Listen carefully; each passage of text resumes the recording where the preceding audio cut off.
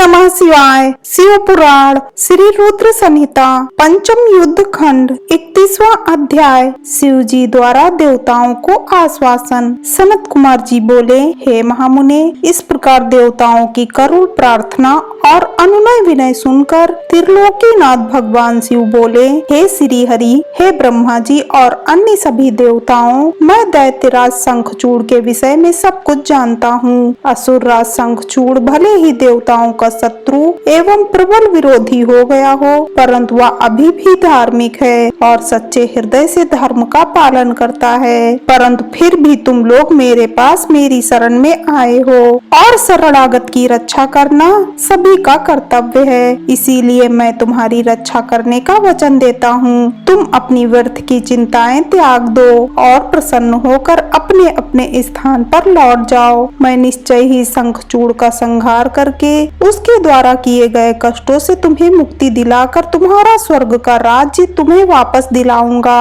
भगवान शिव जब इस प्रकार से देवताओं को शंखचूड़ के वध का आश्वासन दे ही रहे थे, तभी उनसे मिलने के लिए राधा के साथ श्री कृष्ण वहां पधारे। भगवान शिव को प्रणाम करके वे प्रभु की आज्ञा से उनके पास ही बैठ गए। श्री कृष्ण और राधा ने महादेव जी के मन में बहुत स्तुति की। जब भगवान शिव ने उनसे उनके आने का कारण पूछा, तब श्री कृष्ण बोले, हे कृपा निधान दयानिधि, आप तो सब कुछ जानते हैं, आप ही इस जगत में सनाथ हैं। आप तो जानते ही हैं कि मैं और मेरी पत्नी दोनों ही श्राप भोग रहे हैं। मेरा पार्षद सुदामा भी श्राप के कारण दानों की योनि में अपना जीवन जी रहा है। आप भक्त वत्सल हैं प्रभु, हम आपकी शरण में आए हैं। हम पर अपनी कृपा दृष्टि करिए और हमें हमारे दुखों से मुक्ति दिलाइए। भगवान, अब आप हमें इस श्राप से मुक्ति दिलाइए। भगवान श्री कृष्ण की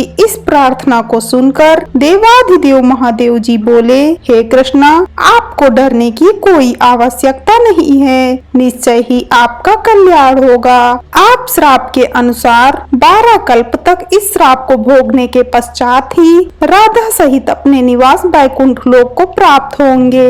आपका सुदामा नामक पार्षद इस समय दानव योनि में शंखचूड़ के रूप में सभी को दुख दे रहा है। इस समय वह देवताओं का प्रबल विरोधी और शत्रु है। देवताओं को उसने बहुत कष्ट दिया है, उनका राज्य छीनकर उन्हें बंदी बना लिया है। तब भगवान शिव बोले कि मैं आपके दुखों और कष्टों को समझता हूँ, अब आपको चिंता करने की कोई आवश्यकता नहीं है, अतः सब कुछ बुला दो। तब उन्होंने ब्रह्मा जी और श्री हरि विष्णु को आदेश दिया कि वे वहां जाकर अन्य देवताओं को समझाएं कि वे निश्चिंत हो जाएं। मैं उनकी इच्छा अवश्य पूरी करूंगा और उन्हें शंखचूड़ के भय से मुक्त कराऊंगा। भगवान शिव के ये अमृत वचन सुनकर श्री कृष्ण, राधा, ब्रह्मा जी सहित श्री हरि विष्णु को बहुत संतोष हुआ। तब वे उन्हें हाथ जोड़कर प्रणाम करने लगे। तत्पश्चात भगवान शिव से आज्ञा लेकर सभी प्रसन्नता पूर्वक अपने अपने स्थान को चले गए। हर हर महादेव।